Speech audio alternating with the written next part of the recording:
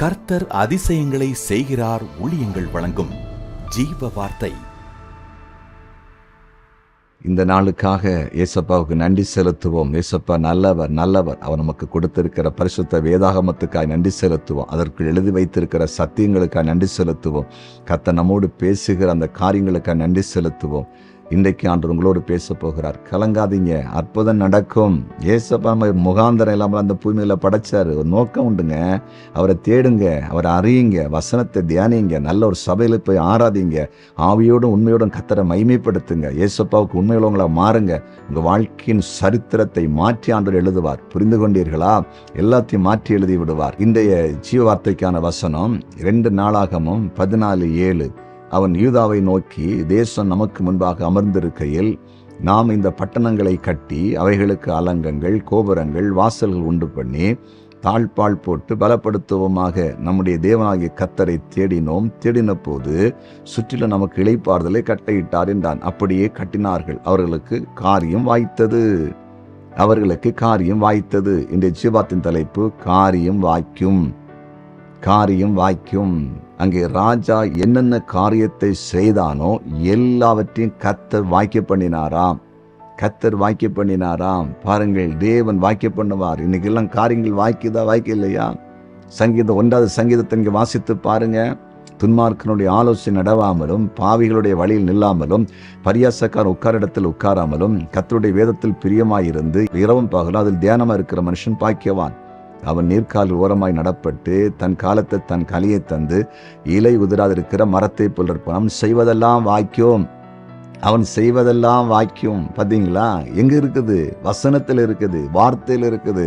கர்த்தருடைய வார்த்தையை கேட்பதில், தியானிப்பதில், அதன் மேல் நடக்கிறதுலாம் எல்லாமே இருக்குது. எல்லாவற்றையும் வாய்க்கப்படணும். உங்களுக்கு ஒன்றும் வாய்க்கலையா? என்ன செய்தாலும் ஒண்ணுமே கைகூடி வரலையா? எந்த முயற்சி எடுத்தாலும் தோல்வியா போயிட்டு இருக்குதா? பயப்படாதீங்க. ஏசப்பட்ட வாருங்க.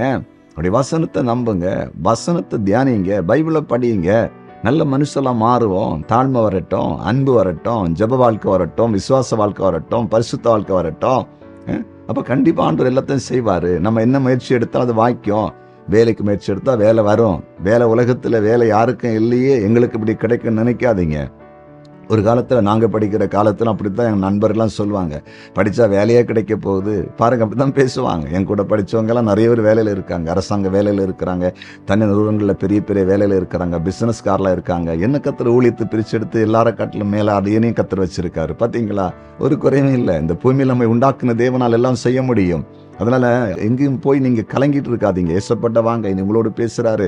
எல்லா காரியம் வாய்க்கும். சரியா? ஜெபிப்போமா? ஜெபிக்கலாம். நன்றி தகப்பனே, உம்முடைய பிரசன்னத்துக்காய் ஸ்தோத்திரம், உம்முடைய கிருபைக்காய் ஸ்தோத்திரம். காரியங்களை வாய்க்க பண்ணும், உம்முடைய நாம மகிமைப்படட்டும் என்று ஜெபிக்கிறேன். யாரெல்லாம் செய்கிறது வாய்க்காம இருக்குதோ அவங்க இன்று முதல் செய்கிறது வாய்க்கட்டும் என்று ஜெபிக்கிறேன். தொழில் வாய்க்கட்டும், வியாபாரம் வாய்க்கட்டும், பிள்ளைடைய படிப்பு வாய்க்கட்டும், ஊழியத்தில் வாய்ப்புகள் உண்டாக்கப்படட்டும் என்று ஜெபிக்கிறேன்.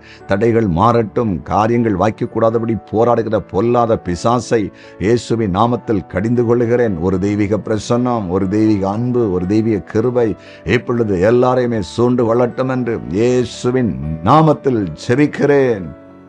நீர் அப்படி செய்துவிட்டு நன்றி ஆண்டவரே. குறிப்பாய் வியாதிப்பட்டவர்கள் மேல் உம்முடைய வல்லமை பாய்வதாக. உச்சம் தலைந்து உள்ளங்கால் வரையிலும் தேவ பிரசன்னம் இறங்கி இப்போது சுகமாக்கட்டும். எலும்புகள், நரம்புகள், உறுப்புகள் புதிதாய் மாறட்டும் என்று ஜெபிக்கிறேன்.